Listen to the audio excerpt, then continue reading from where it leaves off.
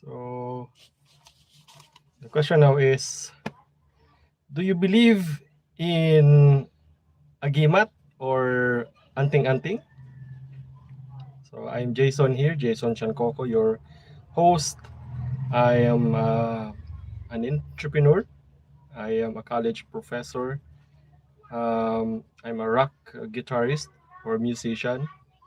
I am a martial arts aficionado, a blades researcher and builder, prepping and survivalism hobbyist or enthusiast. Welcome to my channel, the Hagbayon Channel, a small YouTube channel for my interests and for your interests as well.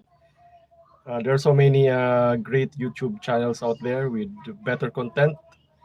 Uh, but if you want to hang out with me here, I would, appreciate it. I would surely thank you. Um, there. Do you believe in agimat or anting-anting as per Philippine culture, or perhaps from whatever culture you are coming from? It's October 10. It's a Sunday here in the Philippines. It's 3:15 in the afternoon, and um, I guess this episode will be part of our Halloween, Halloween series, being a topic related to the occult and to the supernatural. So there, do you believe in agimat or anting-anting? Feel free to comment down below. Let's look at the case of the Tad-Tad, the case of the Tad-Tad cult here in the Philippines. This happened in 2000, in the year 2000. Let's read the news article about the Tad-Tad group. The news article is published in August 13, 2000 at the Los Angeles Times. So, LA Times, abroad. But the event happened in August 12 of 2000. So, let's read it. Manila. The report is from Manila.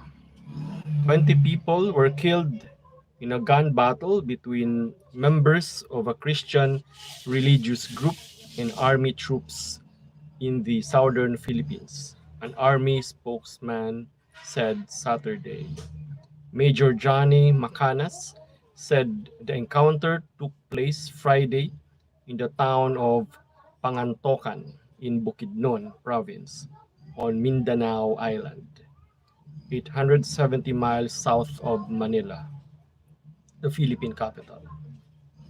The troops were accompanying local police to arrest Alfredo Opciona, the leader of the Tad-Tad religious sect, on charges of attempted murder, police said. They went to the place of this religious sect supposedly to serve a warrant of arrest to the leader of the Tad-Tad group. But the group resisted and there was an encounter, Macanas said in a radio interview. Fighting began after the cult members, armed with long knives and homemade guns, refused to give up the suspect, said Edgardo Villamayor, the provincial police chief. 16 Tad-Tad members, including the suspect, were killed, along with 3 members of the Army Auxiliary Group and 1 civilian. Cult members in remote areas of the Philippines, a mostly Roman Catholic nation, often combine traditional and Christian beliefs. Tad was one of several civilian organizations that battled Muslim insurgents in the 1970s, but police say it now functions as a Christian cult. Makana said the army began to search for cult members who had fled, but it was not known how many were at large. Macanas denied that the encounter had anything to do with the government's battle with Muslim insurgents on Mindanao or in Mindanao. There's no connection, he said. This was a Christian religious organization, and there was a warrant for the group's leader. So that's the news item. Very much bizarre, being that it was already in the year 2000, and yet you hear of this kind of an incident. A little bit intertwined with the efforts at the time of the Estrada administration to neutralize the MILF or the Moro insurgents in the Mindanao Islands at that time. So apparently, police were there to serve a warrant versus the leader of the religious sect, Alfredo Opciona. So at the time, so the police force was accompanied by a group of militiamen, and that's why in one opinion article, a writer or a journalist said that the work of an entire team of professionals could be ruined by just including one, just one amateur in the group, because the team, the police team, is actually accompanied by a group of militiamen who apparently were, according to further investigation, were not in good terms with some of the members of the Tad group at that time. Anyway, what's the update on this particular case? What's the update? We have not really heard of any update about this case. I hope justice was served well, and people who were liable, I hope, were made to face proper charges because of the deaths that occurred during that incident. That was a news article published in the year 2000, August 13, year 2000. The event happened August 12, and it's a news item that is quite bizarre because it featured an incident, okay, between the police force or the government forces and a group of antingeros, the Tad group, considered as a kind of a cult by some people or by the authorities. I heard that Tad group is still existing, and so if anyone who's a member of the group is watching, regards, and I hope you can give us some inputs as to the update as to the case, or if you are one of the police officers who were there, you could also give us an update as to what happened in that case. So there, that particular news report was about a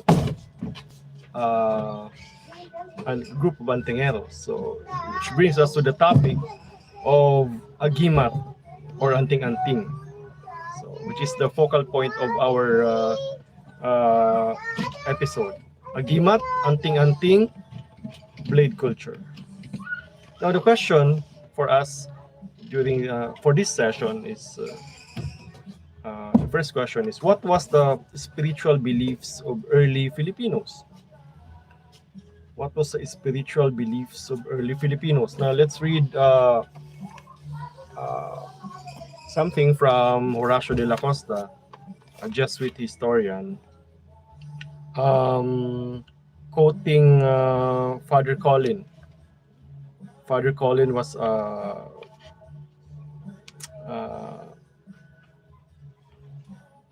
a Spanish, writer and annotator, historian as well, clergy who was was making reports of some events here in the Philippines, and said reports were being sent to Spain. All right, according to Father Horacio de la Costa, let, let, let us quote him. For the early Filipinos, as for primitive peoples everywhere, hill, field, and stream were full of spirits, more powerful than men. Some of them were good, some evil, but all needed to be propitiated or appeased by sacrifice. Now let's quote. Let's go to the report of Father Colin, already translated in English. Each town has a god of its own. All these gods are generally called Diwata, but with an additional name to indicate the town of which each is god. There are also sea gods and river gods. The people sacrifice pigs to these gods. They keep, specially for this purpose, those of a reddish color, which they feed until they are of a great size and very fat.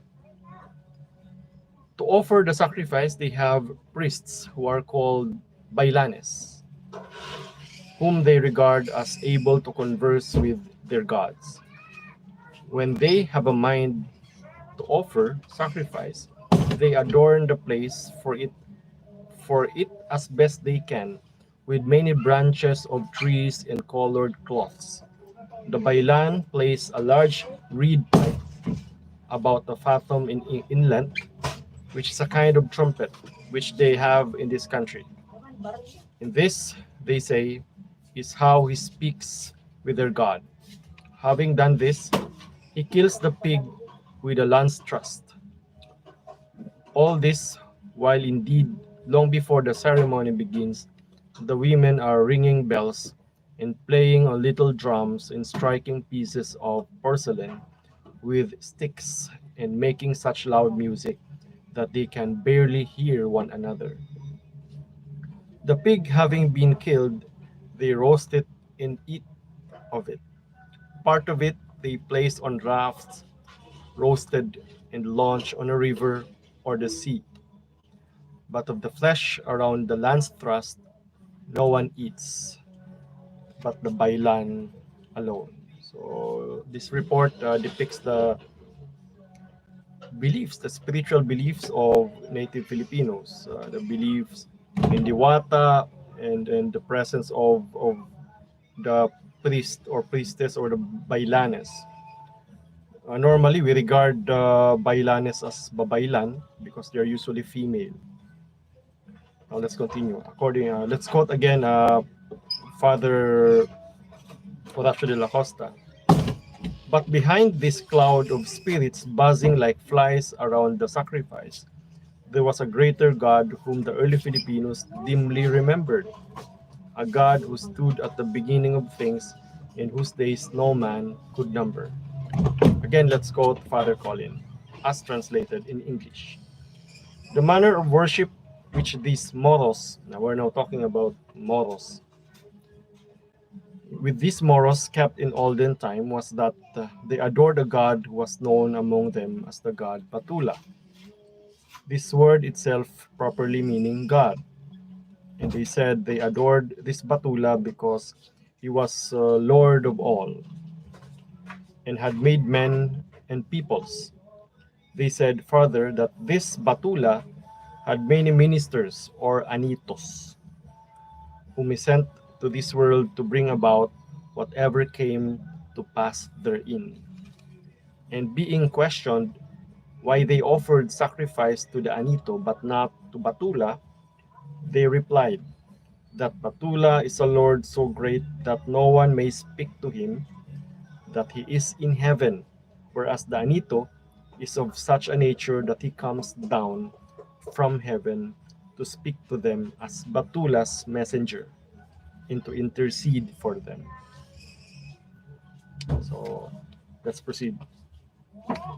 Let's read the comment of Father Horacio de la Costa.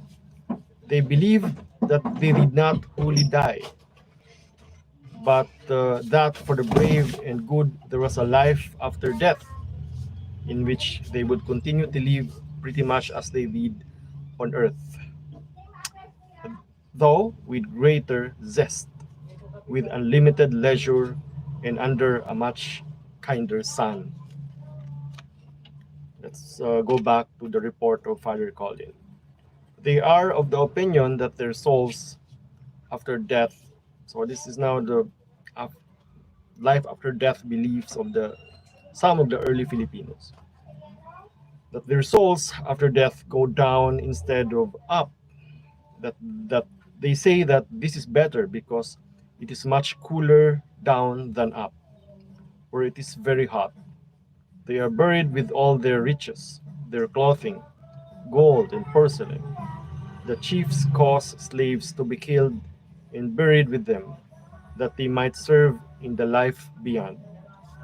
And if the dead is a seaman, in a great chief, they bury him in the ship he sailed in, with many slaves at the oars, in order that over there he might have wherewith to go out to sea. So this is our item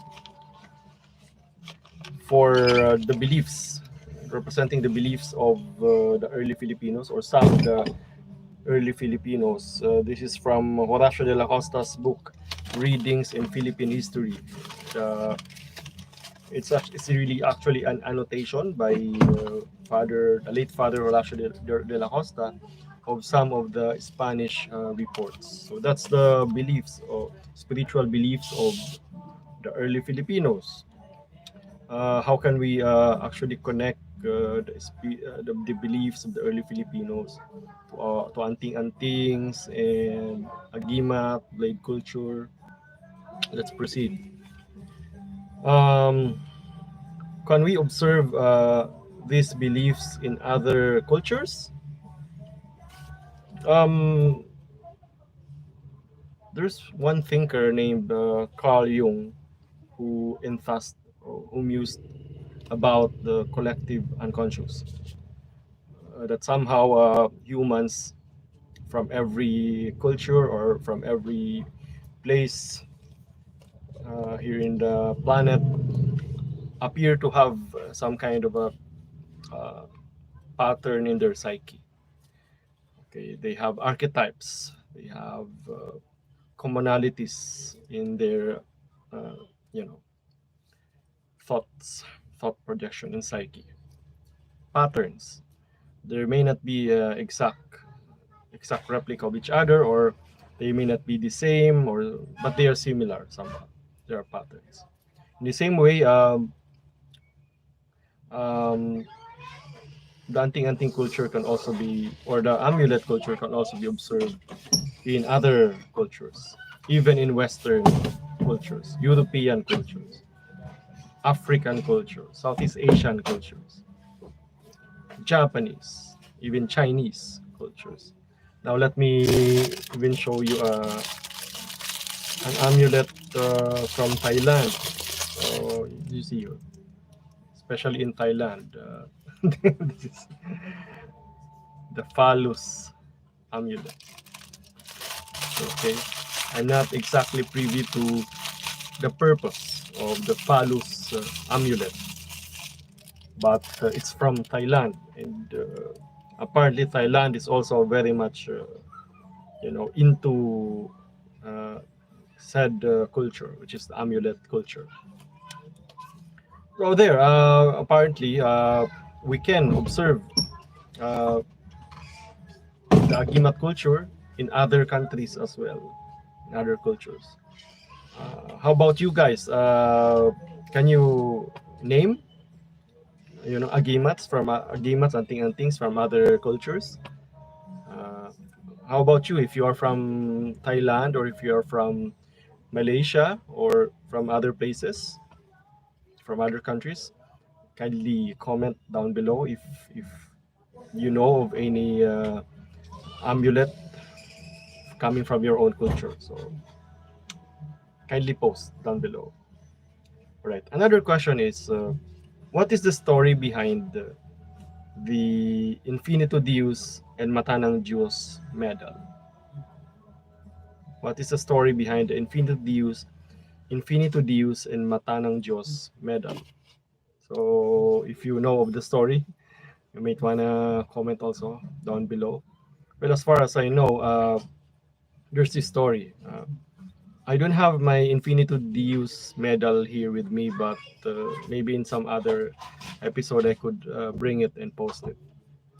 Um, According to lore, um, there was Infinito Deus, the infinite God, and he was the sole God.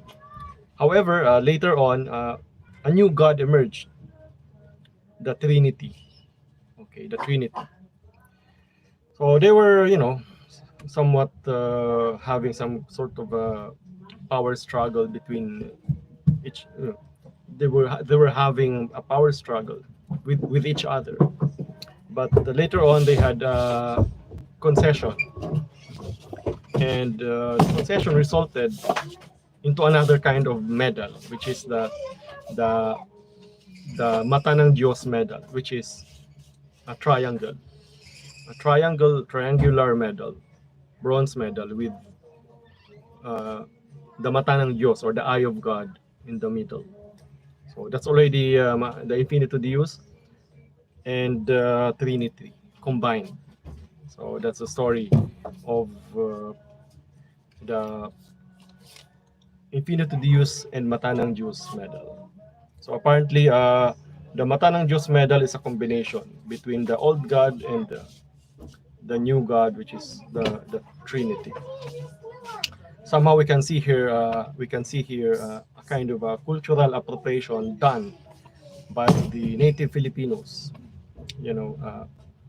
culturally appropriating the new beliefs, new culture coming from Europe, coming from the Spaniards, the Catholic doctrine of the Trinity, vis-a-vis the Bathala, or the Supreme One God.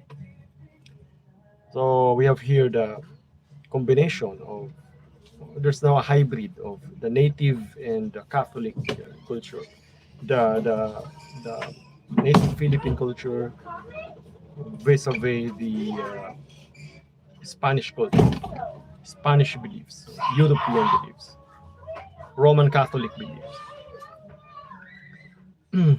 Now the question now is an Infinito Deus medal an Agimat or an anting-anting? So let's distinguish Agimat versus anting-anting. So apparently, there's a difference between the Agimat and the anting-anting. For that, um, let's take the explanation of Mr. Genro Imas. Mr. Genro Imas. According to him, the anting-anting is actually different from Agimat. Very, very much different, because the anting-anting is salita ng Diyos, or word of God, or word of the angels, or of the choir from heaven. And these words are written on metal, on cloth, on wood or tattooed on skin. So that's it. That's anting-anting. It's different from the Agimat because actually you can see the Catholic doctrine here, the belief in angels, etc. But then we can also consider the Dios here as Bathala. We can also consider the Dios here as Bathala and the angels as perhaps uh, intermediaries of Bathala, but not the Anitos, because apparently the Anitos are ancestors, deceased ancestors, the early Filipinos that are now intermediaries of Bathala. So that's the anting-anting. And the thing with the anting-anting is that the word of God or of the angels of the heavenly choir cannot be entirely deciphered. And if you are able to decipher it, and then it is now known as karunungan. Sorry about my dog. My dog wants to join the live stream. So it cannot be entirely deciphered, but if you are able to decipher it, it becomes karunungan. Now what then is an agimat? According to Mr. Imas, agimat is lakas ng kalikasan, or the power of nature. So the agimat is very much different from the anting-anting, which could very well be kind of a coined term for chanting, right? Kasi galing siya sa words. Anting-anting or chanting, kanta-kanta, anting-anting. I'm not sure though, it's just my opinion on the matter. But the agimat is lakas ng kalikasan. Okay, so the agimat is from nature. They're usually called mutya. Now, if you look at the Facebook Marketplace, so many mutya are being sold. We have mutya ng bigas, mutya ng saging, mutya, so many. So because this mutya, they are agimat and they are from nature. Sometimes, according to Imas, the mutya is part of a tree, as in the case of the sinukuan tree, or bao ng niyog, as in the case of the niyog with just one eye. And oftentimes, agimat or the mutya that you get to harvest from nature, you combine them for power. And usually it's a babaylan who possesses these agimats. And the encanto or spirits of nature are within these agimats. However, the agimat and the anting-anting cannot be combined according to Imas, because it will be deadly for the bearer. So that's the difference. Now, can we consider the difference between the agimat and the anting-anting? Now, is an infinitive Deus medal? I don't have my infinitive Deus medal though. An agimat or anting-anting, apparently it is an anting-anting, because the infinitive Deus medal is composed of course, the bronze medallion itself, and the words and images and symbols that are inscripted therein. So therefore, the infinitive Deus medal is anting-anting, okay, and not an agimat. So most of the stuff that you get to buy well, actually, just look at our thumbnail. Our thumbnail features a photo that I took when I went to Quiapo. Actually, it features both the anting-anting and the agimat, in the sense that we have there some medallions. And we also have uh, you notice the black rocks or something. Apparently, according to the seller there in Quiapo, those are tainang bituin, or remnants of meteor. So it's from nature. So that's actually technically agimat, while the medallions are anting-anting. How about bullet pendants? I'm wearing one right now. So this is I'm not sure what caliber is this though. Just got this from, I made this, and I got this from a friend of mine, the pendant, and I turned it into a bullet pendant. How about a bullet pendant? Is it an agimat or an anting-anting? Well, it's not from nature, it's man-made, and there are no inscriptions. There are no words inscripted herein. So this cannot be an agimat, this cannot be an anting-anting. Although somehow I argue that bullet pendants that are considered as antique or vintage could very well be a kind of agimat already, because after being exposed to nature for a long time, for example, let me show you this one. Just so many collectibles here. For example, this one. Okay, this is World War II Browning machine gun slug that I found at Mount Isarog. It's been there for a long time, more than 70 years. So perhaps we can already consider it as an agimat, because it's been with nature for a long time. So that's my take on the matter. So the bullet pendant is technically not an agimat. There are no words there, whatever, but it can be considered, I think, as technically it's not an anting-anting, but it can be considered as an agimat. Okay, as an agimat, or something that comes from nature, although it's man-made, because of the length of time that said item, was with nature, 70 years or more. The pendant, or the slug, was under the soil, or was embedded in a tree.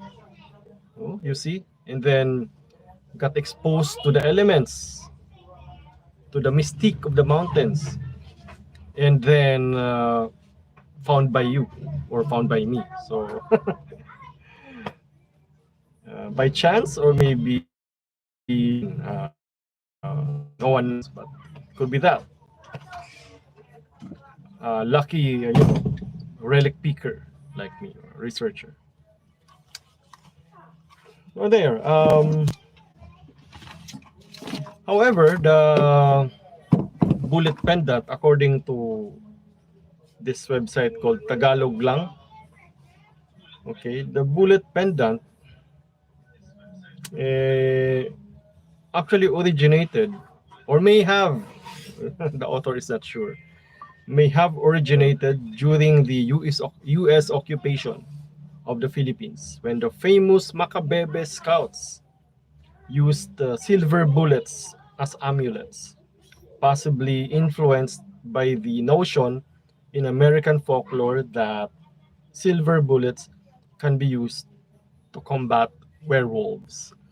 You see, combating werewolves. So you see, you can also observe amulet culture even in American culture. So you see, there are really patterns in human psyche. They have werewolves, you have aswang, something like that. And you remember the Macabebe scouts? They are actually a an ethnic group, okay, or tribe that lived around the town of Macabebe in Pampanga, and apparently they were the ones who captured Aguinaldo, President Aguinaldo, or General Emilio Aguinaldo. So Agimat, according to Tagaloglang.com, is amulet, talisman, apotrope. But here in the Philippines, apparently there's a difference or a distinguishing factor between anting-anting and agimat. So, why don't we go hiking or camping? Why don't you go hiking or camping? And then, aside from enjoying the scenes, also look around for possible agimat from nature. You see, possible agimat from nature. Or why don't you visit, Cavite, the antingeros of Cavite? Of course, after the ECQ. Or visit,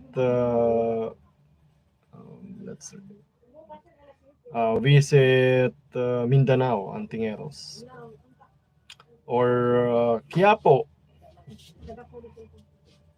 very close to home, Quiapo. So that's one activity that you guys can actually do to be immersed in Philippine culture and blade culture.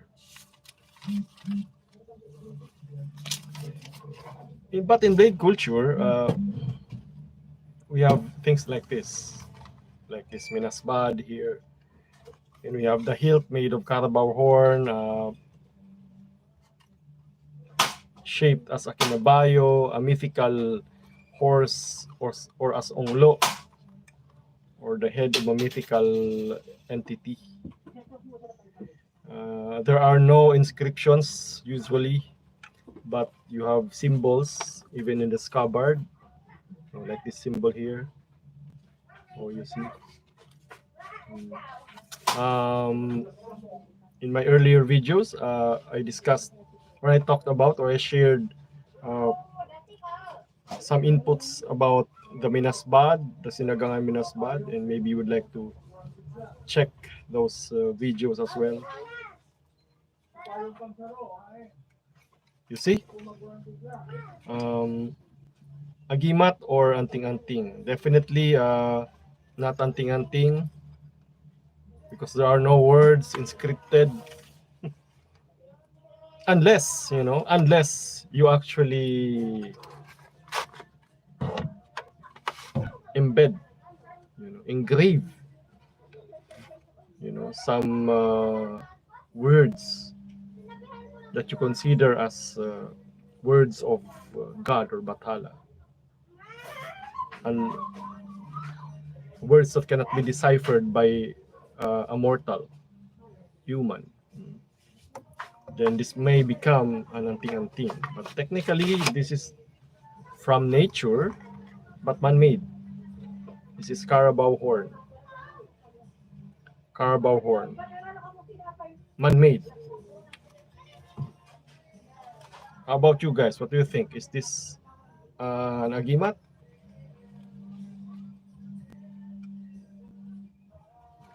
There's already human intervention. But I think even with the agimat that you find in nature, there would be human intervention, because you would collect them and wrap them in cloth or something like that.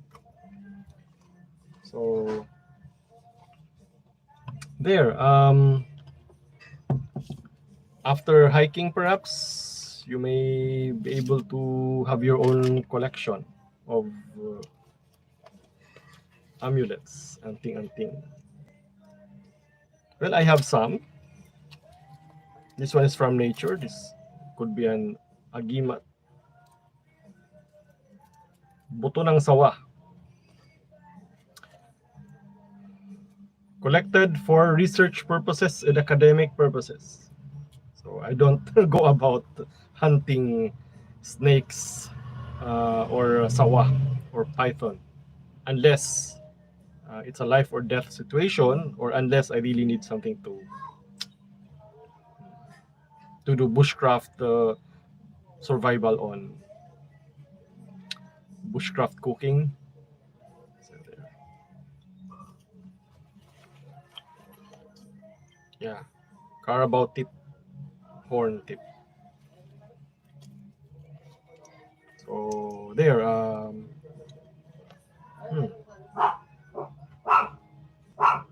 Wild boar tooth, but only a replica. Wild boar tooth or fang, but I still have to remove this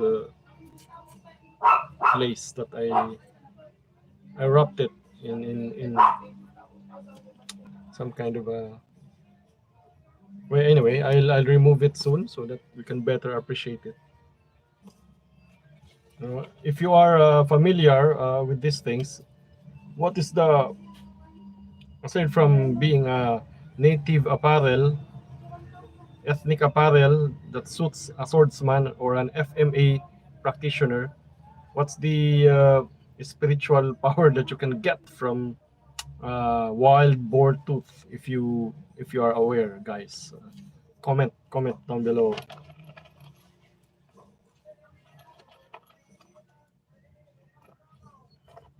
Of course.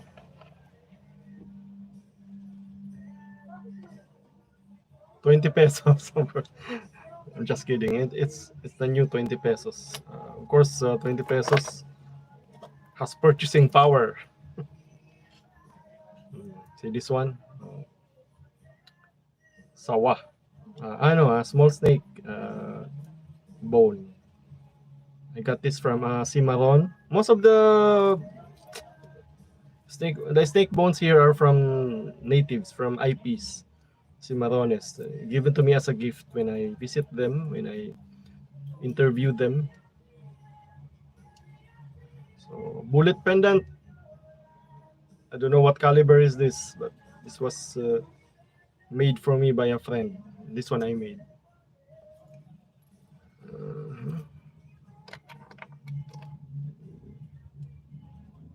Wild boar tooth. Again. This one also. Wild boar tooth and snake bones.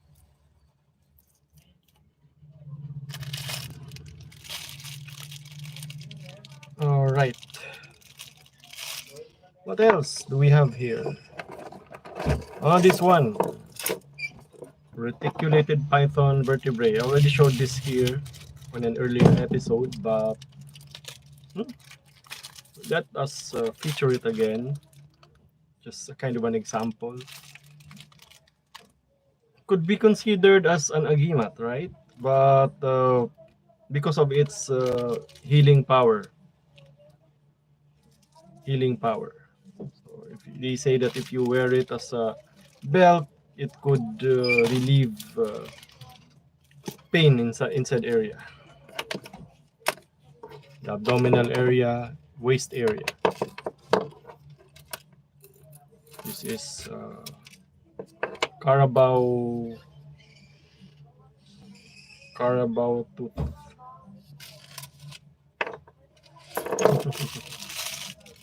About you guys, do you have a YouTube channel also that is devoted to this Philippine culture that we have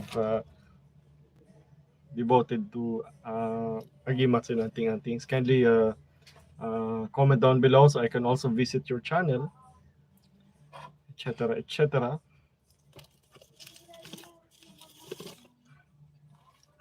In the main, what can we get from this exchange of ideas? Well, in that Philippines is rich in culture or oral lore. In that we have so many things that we can consider as details that would help us determine who we are as a people and as a nation. And all these things reflect our developed psyche, spirituality, psyche, and our industry as well. Because apparently these agimats and anting-anting also serve a practical purpose, a practical purpose for its bearer or user. If you're a soldier, for example, okay, effective or not, but if you have faith on it, including your faith in God or your faith in Allah, then what? Then somehow it will help you. So it's a matter of accepting your own truth and other people's truth, other people's culture and beliefs. So there, our academic discussion on anting-anting agimat and blade culture. Oh, it could also give us a glimpse of our history. As we said, the agimat or the anting-anting, I mean the anting-anting, the medallions being sold near Quiapo Church or near other churches in the Philippines reflect a kind of a counterculture to the Catholic dogma or doctrine. Actually, the only medal I think that is being sold in Quiapo, that aside from the crosses and the crucifix, that is actually sanctioned or allowed for by the Catholic Church, is the medal of Saint Benedict's medal. Said medal is actually accepted by the Catholic Church. The others, they are, you know, product of culture and cultural artifacts. They represent the the combination of native philosophy and Catholic dogma. All right. Kindly comment also. Kindly participate in our tambayan, in our hangout here on Hagbayon Channel, a channel devoted to current events, music, rock music, literature, poetry, martial arts, Filipino martial arts, prepping, survivalism. Thanks for joining me. Remember, the pen is mightier with the sword.